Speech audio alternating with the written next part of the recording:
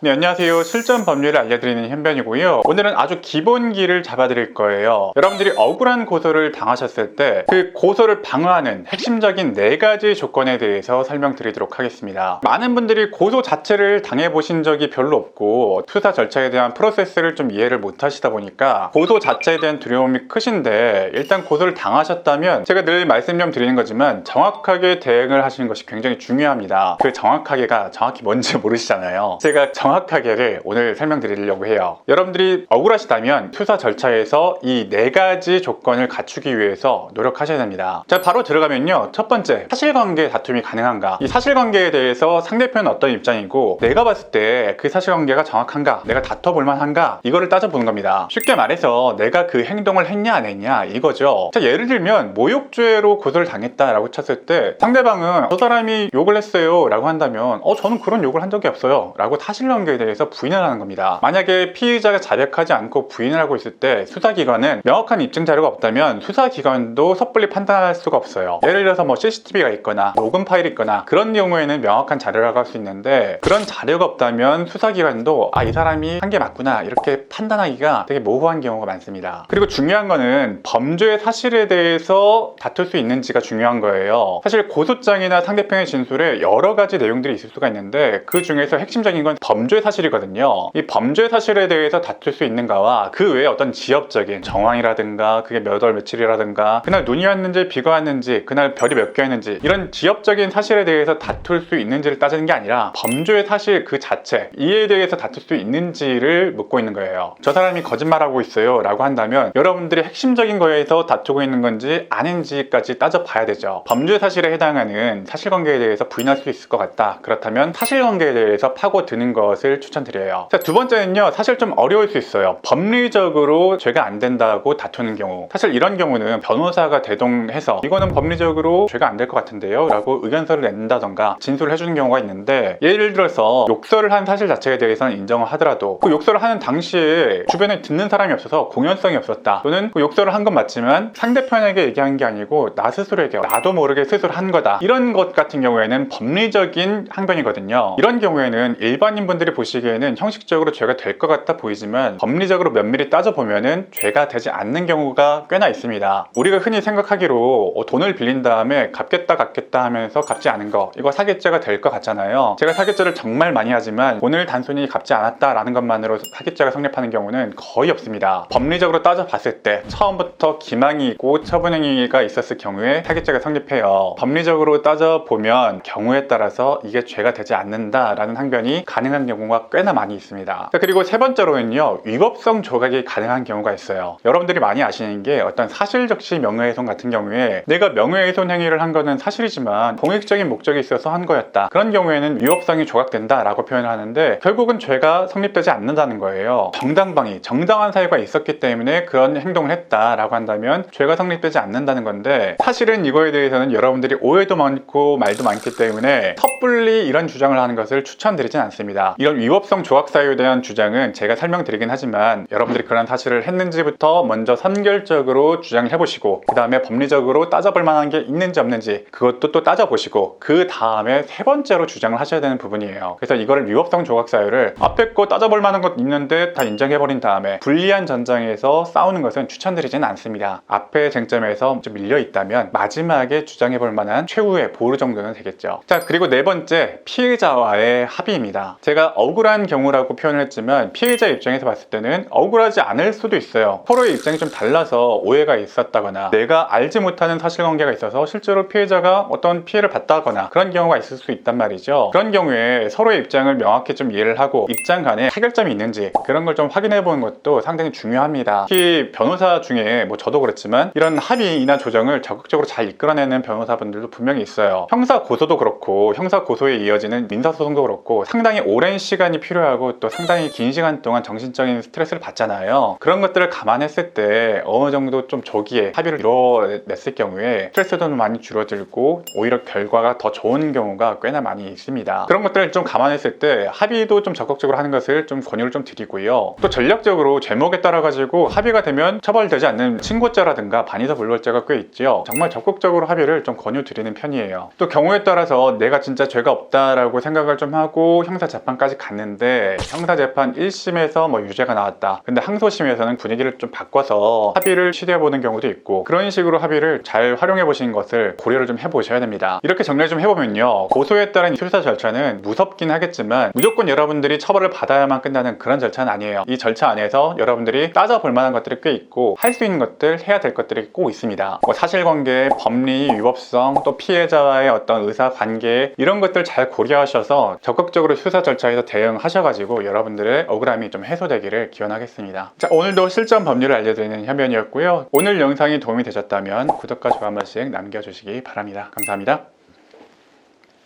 현변의 저서가 출간되었습니다. 고소의 기술. 지금 억울한 고소를 당하셨거나 피해를 당하시고 누군가를 고소할 일이 있을 때 필요한 내용을 담았습니다. 고소의 기술. 지금 구매하실 수 있습니다.